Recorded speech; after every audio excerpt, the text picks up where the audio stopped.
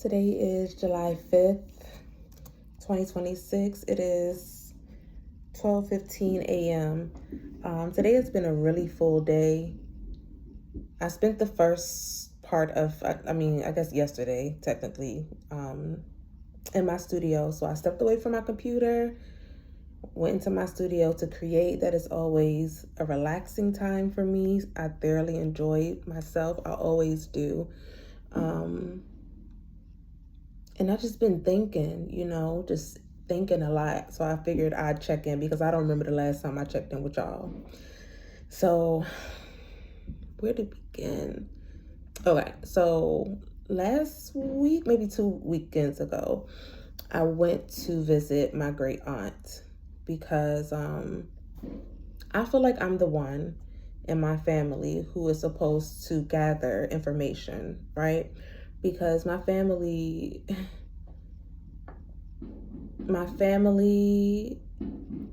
is lacking a lot of information, right? A lot of our elders have transitioned, and for me, coming back home after being away for some time, I was like, oh, I got to get it. I got to connect with the elders. I got to get the stories.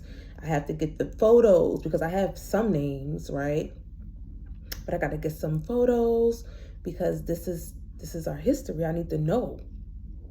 If I just so happen to have children one day, they need to know, So I was talking to my great aunt who is still in South Carolina. The rest of my great aunts have either transitioned or they moved to DC. So I went to the South, and one of the beautiful things it was a couple of beautiful things. One of the things that I've been thinking about today is the fact that my love for nature, my love for plants, like that's something that is in my bloodline. So my great grandmother, she was the keeper of the land, right? So my family has land, and when I was talking to my great aunt, her mother, every day she was on the land, just cultivating that space, hands in the dirt, like doing her thing. Like that's what she did, growing, farming, and it brought me great joy because nobody else in my family really had that same love for nature, like me, you know what I'm saying? And to know that that's something that my great grandmother carried within her and passed on to me, even though I never met her, it just made me feel super connected. And it also inspired me to continue to grow my business because it's been challenging, y'all. Like, I have been doing this for so long, just creating for myself, my products, my botanicals, working with the herbs,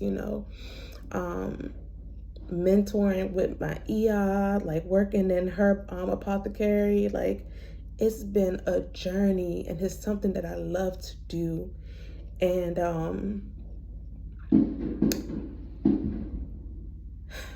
I know that it is something that I will always do, right? Because it helps me be well, and I'm also able to help my family be well, right? So for me, it's not about a monetary thing, it's not about money. For me, it's so much deeper.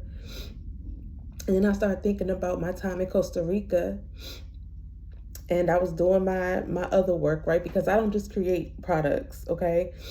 I'm also in like the digital media world. So while in Costa Rica, I continued my work. I was still producing experiences and editing things and organizing things behind the scenes. And they have this holiday. It's called Costa Rican Mother's Day. And this Pan-African group that I was a part of had this idea to do a Pan-African Mother's Day. And we came up with the idea to like bridge the gap between the Costa Rica mothers and the African American mothers who moved their lives to Costa Rica. So during that process, we came up with an idea to honor a Costa Rican elder, right? And honor an African American elder. And I was like, okay, I'm gonna go and meet with the Costa Rican elder who we're going to be honoring. And I walked over to her house, and she invited me in. She said, come pull up a chair. Yeah. And she gave me some drink. It's like a juice. I think it was sorrel. And we sat there, and I started asking her questions, and she told me about her mother. She said, if my mother passed away, and her mother was well known in the community, and she was a medicine woman. And she said, my mom, she helped so many people. She said she grew the herbs right here, and she gave it away for free. People would come with all types of sicknesses, and she'll help them for free. She didn't want any money from them. She just wanted them to be well. And that resonated with me, on a deep level. It resonated with me because I feel the same way, like these are medicines that people need. And also that piece around storytelling, like sitting there with her and hearing her history, the history of her family, and how it is that she became the woman that she is today. And being a woman me, that is able to capture those moments and hold that history, is something that I'm honored to do, right?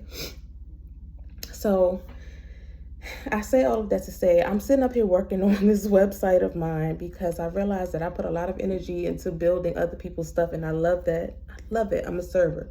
I love to serve my community. But I was like, I got to get my stuff together, okay? Because right now it is a work in progress. And I was sitting back just thinking about all of the things that I have produced. Like, if you don't know by now, I love tech. I love the process of having an idea and then organizing it and then seeing it come to life. Like, that is my jam. I love that. And I had to have a Sankofa moment. I was like, okay, so what are all of the things that I have actually produced? And I was like, wow, I've produced a lot.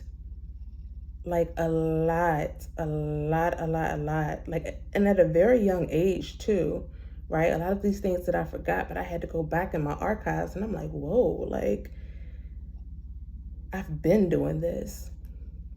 And then I was thinking to myself, as far as my brand, like, what makes me different? And I had a voice in my head, and that voice was my mentor. And I asked him a question. We talk every week, and I asked him a question, and he said, well, what is in your heart? He said, I want you to sit with that.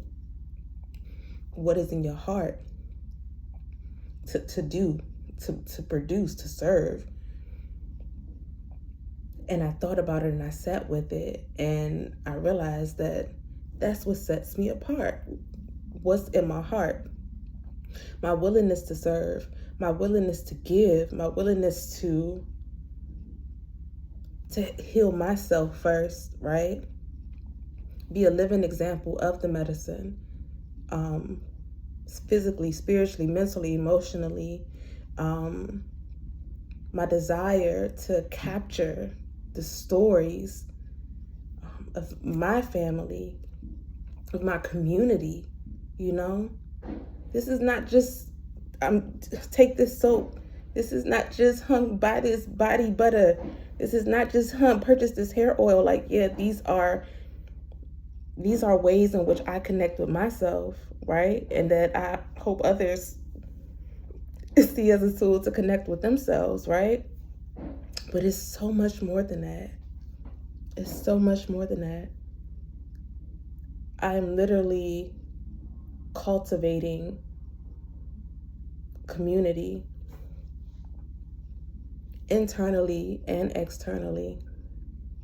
And that's some powerful stuff, right? And it's powerful because I know that it starts with me.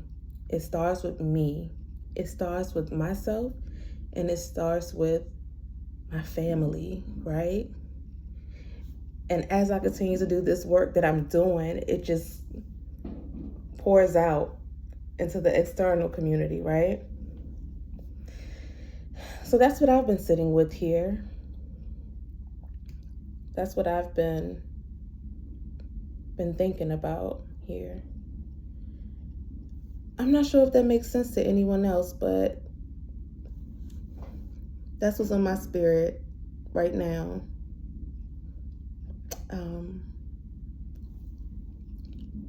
I like to leave these check-ins with just a little sprinkle of wisdom, you know?